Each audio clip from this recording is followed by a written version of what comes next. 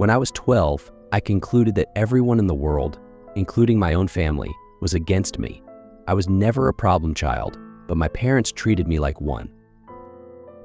For example, I used to need to be home by 5 p.m. every day. This clearly restricted my amount of playtime outdoors. I wasn't allowed to have friends over to play at the house, nor was I allowed to go over anyone else's. I had to finish homework directly after I came home from school, no matter how long it took. My parents refused to buy me video games and forced me to read books and then write a book report on them to prove I actually read them. Now, even though those rules listed above were quite frustrating to me as a child, they aren't what upset me most. What really hurt me was the lack of compassion on behalf of my parents. My mother was a bitter woman who always made me feel guilty about accidents or mistakes I've made. My father only knew one emotion, frustration. The only time he spoke to me was when he screamed at me for receiving poor test scores or beat me for misbehaving. But enough about them. Let's talk about my school's psychologist. For his own privacy, we will call him Dr. Tanner. Like most junior high schools, a psychologist is always available on campus during school hours to assist any students in need of counseling, whether it is emotional, academic, social, behavioral, etc. To be honest, I have never seen any students talking with Dr. Tanner. Every day, I would walk past his office on my way to the cafeteria and peek through his door's little window. He would always be alone in there, working on some paperwork. I guess that most kids were too afraid to speak about their problems to an adult who was practically a stranger. For this reason, it took me 3 weeks to muster enough courage to go into his office. March 2nd, 1993, was the day I decided to voice my troubles to Dr. Tanner. During lunch break, I stood in front of his office door and knocked. Through the window, I could see him raise his head, smile, and motion for me to come in. I did. He greeted me by introducing himself and asking for my name. Dr. Tanner was a very soft-spoken man who seemed to radiate kindness. In less than 30 minutes, I rambled to Dr. Tanner about how mean my parents were to me and how they didn't care about me at all. After a while, my voice began to quiver and I stopped speaking. The psychologist listened patiently to my whole spiel, arms folded and head nodding. I half expected him to begin talking about how everything I had just said was untrue and that my parents loved me dearly and all that jazz. But he didn't. Instead, he leaned towards me with a grin on his face and said, "You know, I'm the best school psychologist in the world. I promise we will fix this." I rolled my eyes. "And just how do you plan to do that?" I cheekily asked. "Well, I have my ways. I'm a man of my word. I promise that within just 1 month, the relationship between you and your parents will change for the better. Forever." After a brief pause, he continued. "Although I do need you to make me a promise. You have to promise me that you'll come back to my office after school tomorrow and that you won't tell anyone that we had this conversation today. It'll be our little secret." Thinking I had nothing to lose, I promised. The following day, I returned to Dr. Tanner after school. It was around 4 p.m. when I entered his office. After a warm welcome, he asked me to have a seat in front of his desk once again. Upon sitting down, I watched him close the blinds of the door's tiny window. "There we go. Now we have all the privacy we need."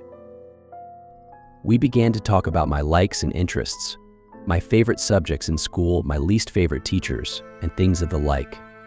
About an hour into the conversation, Dr. Tanner offered me a soft drink. I gladly took the offer, considering my parents never allowed me to drink soda. He reached over to his mini fridge and fidgeted around before setting down 2 open cans of soda on the desk. Afterwards, we continued to talk about what was going on in my life, but it wasn't long before I passed out from whatever drugs the doctor placed in my drink. It took me a minute or so to adjust my blurred vision upon waking. And when it did, I had no idea what to think. I was handcuffed to a bed and my mouth was sealed with duct tape. I immediately began to panic, squirming and tugging at the cuffs, but gave up soon after. My eyes widened in disbelief after looking around the room. There were posters of superheroes pinned up along the walls and photographs of famous athletes on shelves. In the middle of the room was an old television and Super Nintendo with various game cartridges stacked alongside it. I didn't know what to think. Here I am in a room filled with items most kids would die to play with. I would have probably cried from joy hadn't I been handcuffed to a bed frame. My stomach sank once again as the door opened and the good Dr. Tanner walked inside. He sat down on the edge of the bed. Now listen. Remember that I'm here to help you and I would never hurt you, okay? He said as he gently removed the tape from my mouth and then the cuffs from my hands. My first instinct was to begin crying, but something about the doctor made me feel safe. He smiled at me before continuing. You're going to be staying here for a while, and during this time you're allowed to play with any toys in this room while I'm here at home. But when I leave the house, I'll need to cuff one of your hands back to the bed. You can still watch the television, but I want you to only watch the news channels when I'm away. I sat in silence, still trying to process the information he had given me. As the minutes passed, Dr. Tanner broke the silence with a question. So do we have a deal? You go ahead and knock yourself out. I'll be back when it's time for dinner. He got up from the bed, walked across the room, and clicked the TV's power button before locking the door behind him. Several more minutes passed before I realized that the doctor wasn't joking. All that was left for me to do was boot up the Nintendo and play Mario until nightfall. At about 7 p.m., he returned to the room carrying 2 plates of mashed potatoes and chicken strips. I finally gathered up the courage to ask him how long I'd be staying in this room. Well, about a month, give or take a few weeks. I just have some work I need to do. The following morning, I awoke to Dr. Tanner's hand patting my head. Hey, bud, you don't have to wake up right now if you don't want to, but I am going to need to put this back on, he whispered, clamping the cold steel handcuff onto my wrist. I gazed up at him. He was wearing a collared shirt and slacks, a coat draped over his shoulder, and a suitcase at his side. He looked just how he always did when I saw him around school. Before leaving, he placed the TV's remote next to me and told me to turn it on and watch the news. The first thing I saw upon turning it on was a breaking news segment. An important-looking police officer stood at a podium surrounded by people with microphones. I happened to begin viewing halfway through his speech. A statewide Amber Alert has been issued as of this morning. We have several investigators working towards identifying potential abductors, but as of right now, there is not much evidence. Faculty members state that the boy had been last seen around 4 or 5 in the evening on. I began to feel nauseous as a photograph of me appeared on the screen. It was my yearbook picture from last year. Captions for the photograph displayed my name and age, my school, and my town. Above my picture were alternating titles: FBI begins search for child and kidnapping suspect unknown and potential runaway. The live footage continued, and 2 figures I soon recognized as my mom and dad stepped up to the podium. Both appeared to have reddened eyes.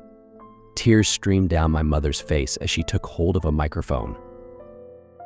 I'd never seen so much emotion come from my mother before, as she wept on live television, stuttering sentences such as "Please return my baby back to me," and "I'm so sorry and please come home to us."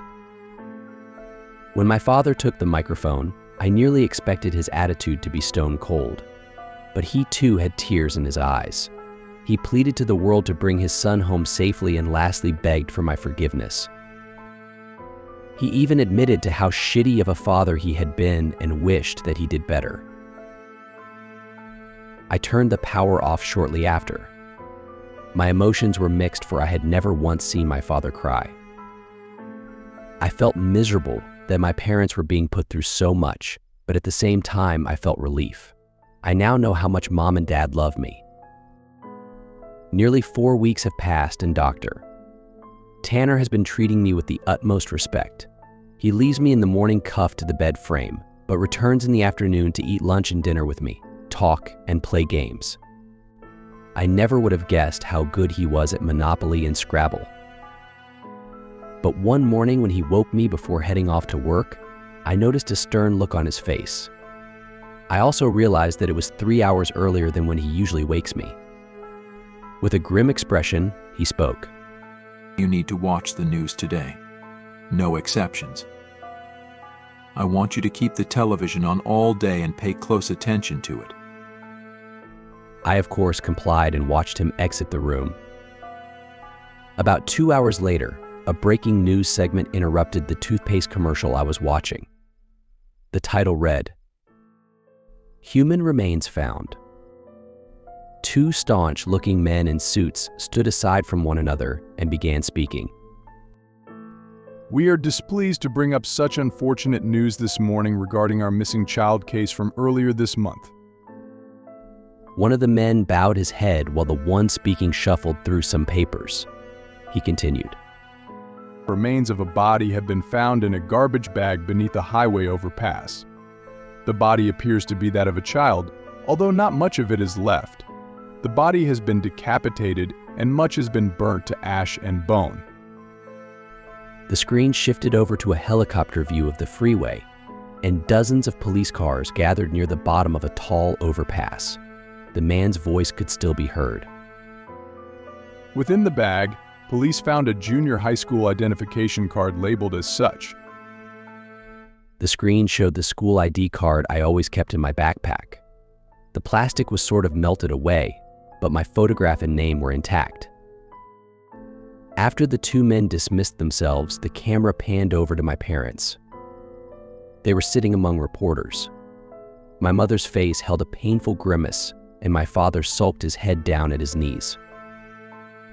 I shut the television off. Dr. Tanner returned home very late.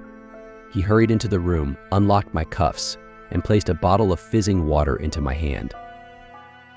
He placed his hands on my shoulders and smiled. I made you a promise, didn't I? I nodded, tears squeezing their way out of my eyes. He continued to speak. You need to make me a promise again. He told me that I needed to drink all the water in the bottle. It would help me sleep. And that from here on, I am never to tell anyone that I ever met him. After a moment's pause, I promised. I told you I'm the best school psychologist in the world, didn't I? And he was right. I awoke later that night to find myself lying in the middle of a park, stars shining brilliantly across the night sky. I recognized the park. It wasn't too far from my school. A mile or so down the road, I saw my house. The lights were off inside, but I could make out my father sitting on the step leading to the front door. I hesitantly called out to him. He lifted his head slowly, but when he saw it was me, he sprang to his feet and ran towards me, arms open, yelling my name. My mother erupted from the house behind him. Dr. Tanner was right. Things have changed with my family. My parents smile more often and treat me lovingly. I could not ask for a more perfect ending. Every now and then, I see the doctor on campus, talking to and from his office. Rarely do we ever make eye contact, let alone speak to one another, but sometimes he'll shoot me a wink and a smile. I'll always keep my promise to him and pretend I never met him, but there will always be one question forever floating in my mind. Just who did Dr. Tanner decapitate and throw off the overpass?